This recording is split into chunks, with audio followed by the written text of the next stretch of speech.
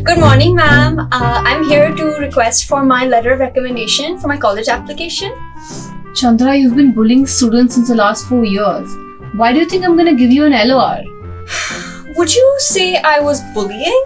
Or maybe was I building resilience and anti-fragility in the school population by harnessing adversity in their lives and actually giving them some really good material for their college essays?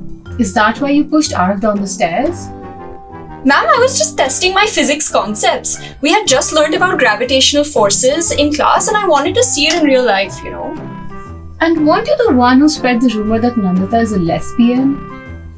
Ma'am, it was Pride Month and I was trying to raise awareness for the LGBTQIA plus community.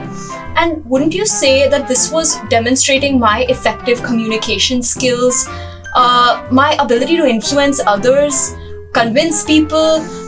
Practically, I was a thought leader. Yeah, like how you convinced Chaitanya to do your homework. I was giving him an opportunity to work in a high-pressure environment, and I think he'll be really successful working under pressure in the future, you know, maybe as a consultant or like a brain surgeon. So I was just setting him up for success. Chandra, your parents practically live in the principal's office.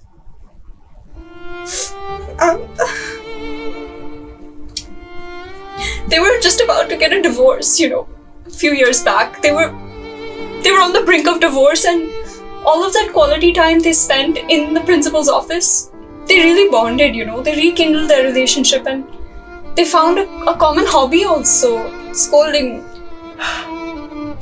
Let me see what I can do.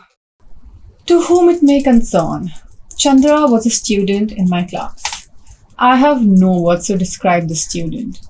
For possibly the first time in my 20 years of teaching English, I'm rendered speechless. Words have failed me today. Yours truly, Priyanka ma'am. Should have been a PT teacher instead. Hello and welcome back to your friendly neighborhood college counselor, here to simplify college admissions for you. Before we jump into things, be sure to hit subscribe to get all the latest tips and advice for your college applications journey. Imagine you're submitting one of the most important parts of your college applications, but you're not allowed to read it or even see it. Anxiety inducing? Maybe. But in this video, we will cover what a letter of recommendation is in the context of your college application, how to pick the perfect recommender, and crucial steps guaranteed to get the best letter of recommendation possible. What is a letter of recommendation? Recommendation letters are one of the most important components of your profile and play a crucial role in college admissions. In the process, this letter functions just like a reference in the recruitment process. It's a statement in letter form that endorses the applicant for acceptance into college. Usually, the source will be a person of authority who knows the applicant well enough to provide credible witness both for competence and character. What role do letters of recommendation play in the college admissions process? Well, they help round out your applicant profile, provide insights into what you are like as a student and a person, and put the rest of your application in context. LORs are particularly valuable to admissions officers because the experiences that high school counselors and teachers use to describe them can help them paint a better overall picture as to who you are and the impact you will have on your college campus. They will corroborate the rest of your application and help to tell the story that you've laid out there. However, a generic, happy type letter of recommendation won't do too much more than that. So you better hope that there's something else in your application that is so moving. A strong letter of recommendation might be the piece that moves the needle on your application to memorable. A good writer who knows you well could be invaluable in this regard. Furthermore, admissions committees want to verify that you are actually who you claim to be. For these purposes, they require someone trustworthy to recommend you for their program. Factors to consider while selecting your recommender. Number 1, quality. Pick someone who can really sing your praises. Try and see if they are able to use superlatives like the best of my career or the best in many years. Phrases like these will truly put you over the top. Ask yourself, who really loves me and is excited about serving as my advocate in the admissions process, like Priyanka ma'am. Number 2, recency. How recently did you study with that teacher? If you took one class with them in freshman year, they probably won't remember you that well, and you might end up getting a generic letter. Unlikely to move your application to memorable. Number 3, diversity. If possible, demonstrate academic breadth by seeking recommenders from diverse fields. For example, if you're applying for computer science, it could be a smart move to submit an LOR from an English teacher, given that they fit the other criteria. This strategy might help applicants who maybe appear a little too pointy for liberal arts institutions like MIT and Carnegie Mellon. Number 4, relevancy. Ideally, your recommender should have taught you in the subject that you're interested in pursuing down the line.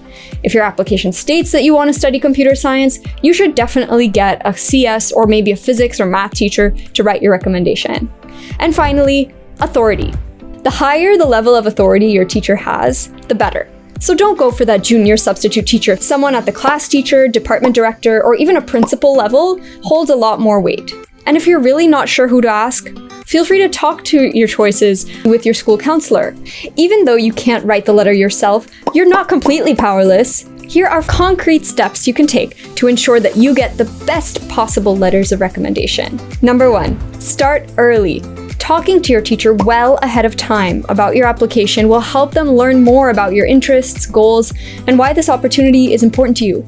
This will equip them later when they start writing your letter, especially when they may be writing many of them.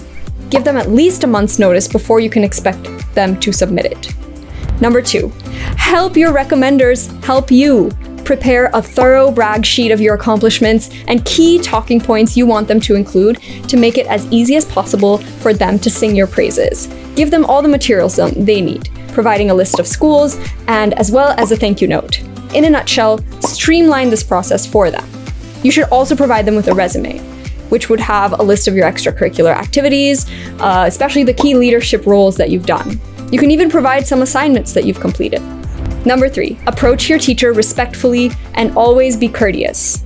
Remember that your letters of recommendation are another opportunity for your personal qualities to shine. Seize it and be glad and grateful that your teachers are writing this for you. If you leave yourself enough time in preparation, this process can be seamless and even, dare I say, fun. Thanks for watching, everyone. That's all for this episode. Make sure to comment down below which one of these tips you hadn't thought about before. We'll see you in the next one for more application strategy tips and advice. And as always, say no to bullying.